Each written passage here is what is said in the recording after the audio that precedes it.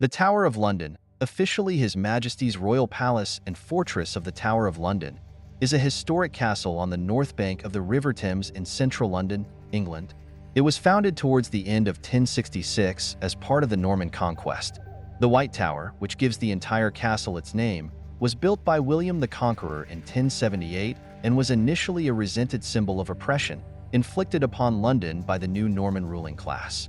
A rare survival of a continuously developing ensemble of royal buildings, from the 11th to 16th centuries, the Tower of London has become one of the symbols of royalty. It has played a prominent role in English history, serving variously as a royal palace, a fortress, an armory, a treasury, a menagerie, the home of the Royal Mint, a public record office, and the home of the crown jewels of England. From the early 14th century until the reign of Charles II in the 17th century, the monarch would traditionally prepare for several nights at the Tower and lead a procession from there to Westminster Abbey for their coronation. The Tower of London has also been the site of the imprisonment and execution of many famous people, including Anne Boleyn and Sir Walter Raleigh. It is now a popular tourist attraction and is managed by the Historic Royal Palaces Agency, an independent charity.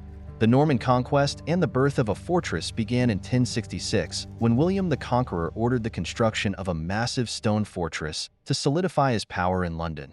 By 1078, the White Tower, the central and most recognizable structure of the Tower of London, was completed, serving as a symbol of Norman dominance and a powerful military stronghold. From 1100 to 1500, the tower evolved into a royal palace, housing monarchs and their courts, while also becoming a notorious prison for political prisoners, including royalty, nobles, and religious figures. In the 1300s, the tower gained infamy as a place of execution, with many notable figures meeting their end on Tower Green or Tower Hill. The Black Prince, son of Edward III, was born in the Tower in 1348. During the Tudor era from 1500 to 1600, King Henry VIII used the Tower as a prison for his second wife, Anne Boleyn, who was executed on Tower Green in 1536. In 1536, the crown jewels were moved to the Tower for safekeeping, a tradition that continues today.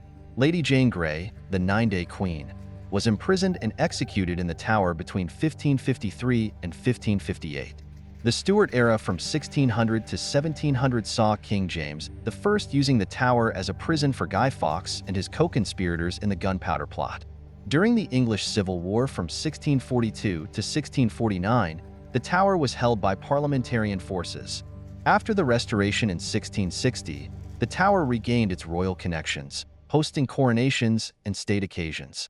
In the 18th and 19th centuries, the Tower became primarily a military garrison, housing soldiers and playing a role in national defense.